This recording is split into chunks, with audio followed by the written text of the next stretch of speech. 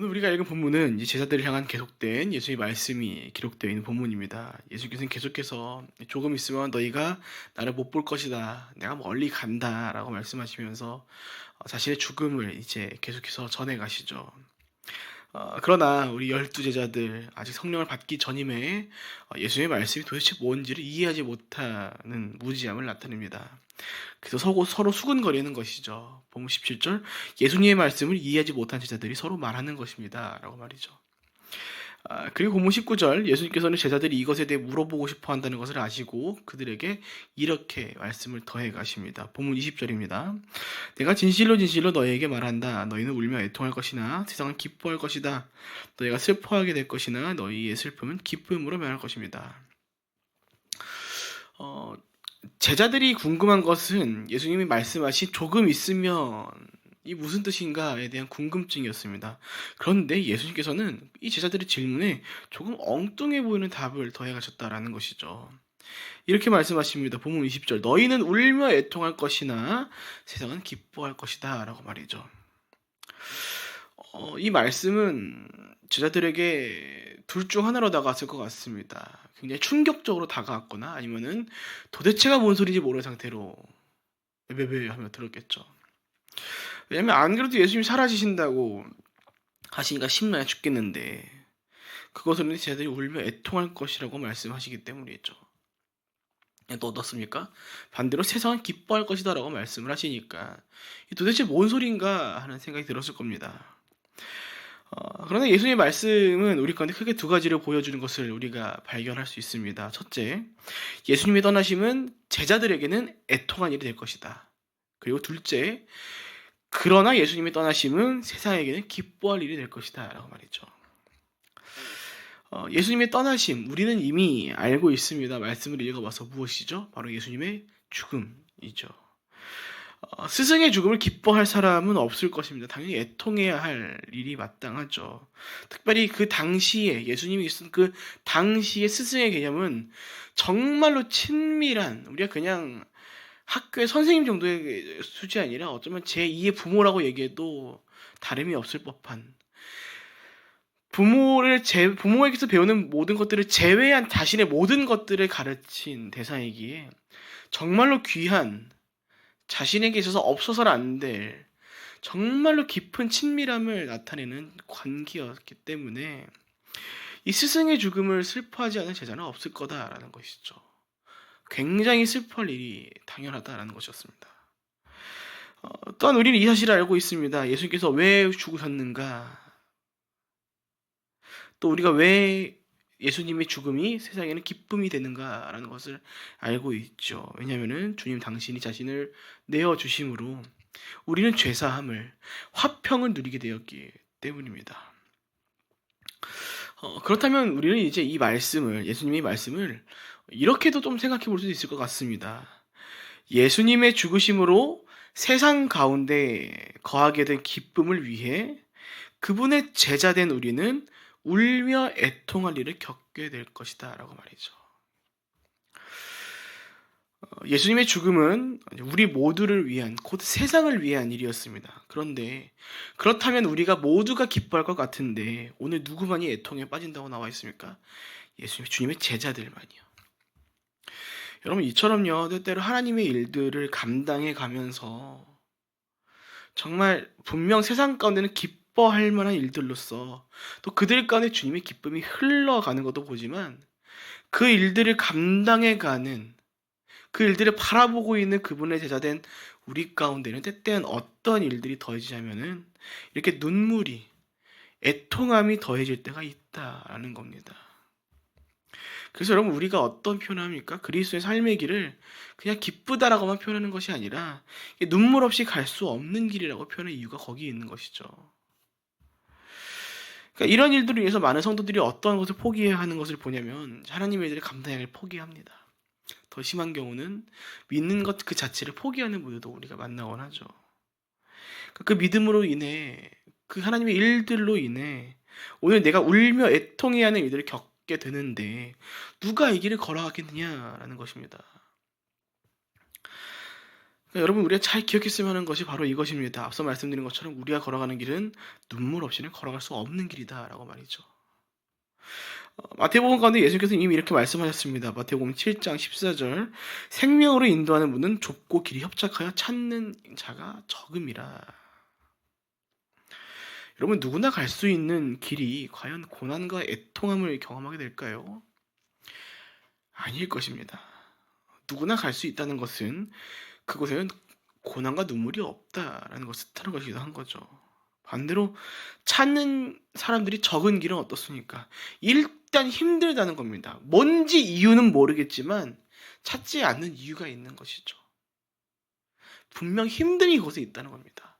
가봐야 알 수 있겠지만 가보지 않아도 그게 힘들다는 것을 알기 때문에 찾는 사람이 적은 것입니다.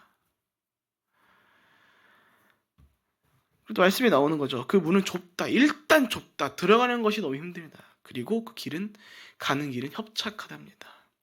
가기 힘들다는 것이죠. 어려운 겁니다. 그 어려움들이 때때로 우리 가운데 애통함을, 눈물을 흘리게 만드는 것이죠.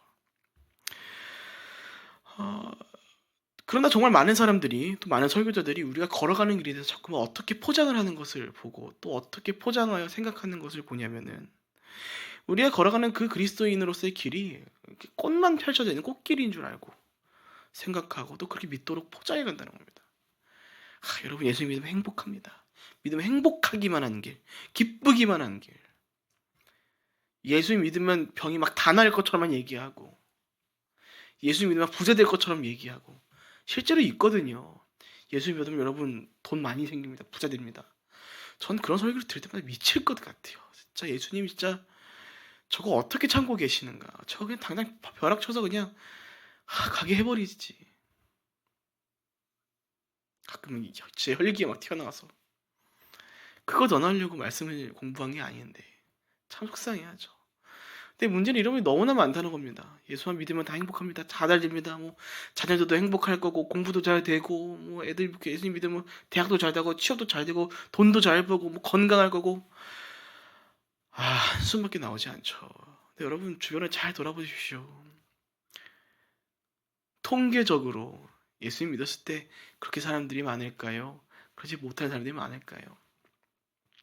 그렇다고 물론 이러한 삶이 뭐 잘 지낸 삶이 나쁘다라고 얘기하고 싶은 건 아닙니다. 분명히 우리의 말씀을 보면은 하나님께서 분명히 복을 더해 주시고 필요를 더해 주시면서 또 하나님 때에 맞게 또 그 사람에 맞게 정말 다양한 것들 많이 부어 주시는 분도 분명히 존재합니다. 그러나 반대가 정말 많이 있다는 사실도 우리 기억해야 하는 것이죠. 그렇게 열심히 예수를 위해 살아가지만, 예수 그리스도가 살아계시다는 것을 믿게 됐지만 그 삶이 절대로 나아지지 않는 삶, 결코 정말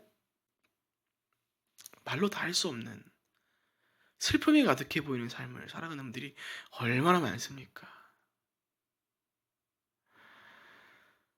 물론 우리 치유 인사가 있는 분들이 막 집회를 해가지고 사람을 낫게 하는 일들이 있다고 하지만, 여러분, 그게 기도한 100% 낫는 상황을 펼치기 위해서 하나님께서 그게 그 은사를 더해 주신 겁니까? 아닙니다. 그 은사를 가진 사람을 통해 그 능력이 흘러가게끔 하는 주권은 하나님께 있는 것이죠. 근데 우리는 무엇에 열광합니까? 저 사람 만나면 낫는데, 정작 가서 기도받는데 안 나으면 우리 실망하는 것이죠. 그게 왜 그러냐면요, 그리스도인으로서 삶을 걸어가야 할 그 삶의 길이 믿으면 꽃길만 펼쳐진다고 믿는 잘못된 가르침 때문입니다. 그래서 성경은 하나님께서는 그거 아니다라고 말씀하시죠. 우리가 예수 그리스도를 믿는 믿음으로 우리 가운데 어떤 일을 겪게 된다고 말씀하십니까? 우리 며칠 전 새벽 예배 때 담임 목사님 설교 때 나눴었던 것처럼 세상이 예수를 미워함으로 인해서 우리도 미워한다라고 하죠. 여러분, 이것만으로도요 우리 삶에는 애통할 투성입니다. 여러분, 세상이 우리를 미워한다는 것이 단순히 감정적으로만 미워한다는 것은 나타내는 것입니까? 아니죠. 결단코 아니죠. 세상은 우리를 미워함으로 인해서 우리 가운데 어떻게 하죠? 우리를 때로는 억울하게 만들죠.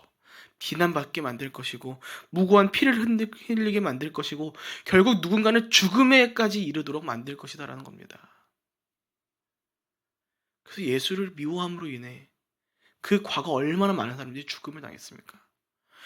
오늘도 얼마 전에 뉴스를 봤는데 한 나라에서 참 안타까운 일이 선교사 분들이 한 두 분인가 되실 것 같은데 교회를 공격한 사람으로 인해서 이제 소천하신 순교하신 일들을 뉴스로 봤습니다. 저는 제 일반적인 상식으로는 이해가 정말 잘 안 되는 일들이거든요. 사람을 죽이도록 하는 일에 아무렇지도 않게끔 하는 것들을 허락한 그것을 뭐랄까요? 굉장히 막 장려하는 신을 믿고 싶어 할까? 전 도대체가 이해가 안 됩니다. 그러니까 이게 다양한 우상들이 있지만 그 우상들을 벗었을 때 사람을 죽이는 일을 장려하는 신들을 보면은 막 볼 때마다 막 속이 막 쓰라려요. 저 선교사님이 정말 그 비전을 가지고 참 하나님께 자신을 드리는 아름다운 삶을 살아가기 위해서 그 고난의 길임에도 불구하고 그 길에 가가지고 섰는데 그렇게 예수를 미워함으로 인해서 그 미움 당하는 그래서 끝내 죽임을 당하는 그 일들을 보면은 막 그런 뉴스를 볼 때마다 막 적적해집니다. 막 속이 막 쓰라리고 가만히 혼자 있으면 눈물 흘리면서 기도하게 되죠. 주님, 저 선교사님 통해서 일어나는 일들 부디 멈추지 않도록 도와달라고. 함께하는 모든 가족들, 그 의지된 모든 이들 가운데 하나님 화평이 그 은혜가 평화가 더할 수 있도록 도와달라고 기도할 수밖에 없는 거죠. 그러니까 우리가 예수 그리스도를 믿음으로 인해 우리 가운데 남아있는 것은 결국 하나밖에 세상이 우리를 미워하는 일밖에 없는 거거든요. 그러니까 너무나도 다양한 고난들이 우리 앞에 놓여져 있다는 겁니다. 그게 오늘 예수 그리스도를 믿는 우리가 걸어가게 될 의의 길, 좁고 협착한 길이라는 것이죠. 그러니까 이러다 보니까 많은 사람들이 어떻습니까? 어떠합니까? 하나님의 일들을 감당이 꺼려하게 되는 거죠. 또 믿음의 삶을 살아가기를 포기하는 겁니다. 조금만 타협하면 삶이 쉬워지거든요. 조금만 삶의 시간을 나를 위해 하려면은 즐거움이 가득하거든요. 쾌락이 넘쳐나거든요. 그러니까 그렇기 때문에 우리 가운데 이 질문이 한 가지가 생기게 되는 것이죠. 이렇게 힘들기만 한 고통과 애통함으로 가득 차 있는 그 제자된 길을 우리가 왜 걸어가야 합니까? 라고요. 혹은 또 질문을 받게 됩니다. 왜 오늘도 당신은 그 길을 걸어가십니까? 라고요. 이 말씀만 이렇게만 보면 말씀이 너무나도 우리의 길이 힘들다라고만 보여주는 것 같아 보이거든요. 그래서 질문을 하는 겁니다. 당신 그 길 왜 걸어가십니까? 사랑하는 여러분, 이렇게까지만 말씀드리고 이제 설교를 마치면은 우리가 너무 그 삶의 길이 힘들기만 느껴질 겁니다. 그러나 분명한 것은 무엇이냐면은 우리 하나님 또 반전의 하나님이시잖아요. 또 각본을 기가 막히게 쓰시잖아요. 우리가 그 길을 힘듦에도 불구하고 분명히 걸어가는 이유가 있다는 것을 기억하는 저 여러분이 되셨으면 좋겠습니다. 오늘 예수님께서 이렇게 말씀하시는 것을 볼 수 있죠. 본문 21절과 22절입니다. 여인이 출산할 때는 걱정에 잠기게 된다. 진통할 때가 가까웠기 때문이다. 그러나 아기가 태어나면 사람이 세상에 태어났다는 기쁨 때문에 더 이상 그 고통을 기억하지 않는다. 너희도 이와 같다. 너희가 지금은 슬퍼하지만 내가 너희를 다시 볼 때는 너희가 기뻐할 것이요 또 너희 기쁨을 빼앗을 사람이 없을 것이다. 예수님께서는요 지금 제자들이 겪게 될 애통함, 그 슬픔에 대해서 그것이 영원하지 않을 것이라고, 오히려 슬픔이 기쁨으로 변하게 될 것이다 라고 지금 말씀하고 계신 것입니다. 그러면서 한 여인이 해산하는 순간을 비유로 그들에게 들려주시면서 그 기쁨이 어떠한 것인가를 말씀해 주시죠. 본문 21절 보면 이렇게 말씀하십니다. 그러나 아기가 태어나면서 사람이 세상에 태어났다는 기쁨 때문에 더 이상 그 고통을 기억하지 않는다. 아이를 낳는 기쁨은 저는 아직 경험해보지 못했지만 우리 주변 어머니 되시는 분들에게 들어보면 정말 그 세상 어떠한 것과도 바꿀 수 없는 기쁨이라고 합니다. 특히나 이 기쁨을 누가 더 잘 아시냐면은 우리 어머니 되시는 성도님들이 너무나 잘 아신다라는 거거든요. 그런데 문제는 뭡니까? 그 해산, 그 출산의 기쁨이 있기까지 당사자는 무엇을 겪습니까? 오늘 본문과 같이 걱정에, 그 두려움에 잠기게 되는 것이죠. 또 진통은 어떻습니까? 언제까지 그걸 겪습니까? 해산을 할 때까지, 결과가 나올 때까지, 끝이 올 때까지 그 고통을 계속해서 경험하게 된다는 겁니다. 그러니까 여인에게는요, 이 해산은 끝나기 전까지는 그 모든 것이 고통 그 자체인 거죠. 그래서 그 모든 순간을 고난으로 여길 수밖에 없게 될 것이다라는 겁니다. 그러나 그 해산이 끝나는 순간 어떻답니까?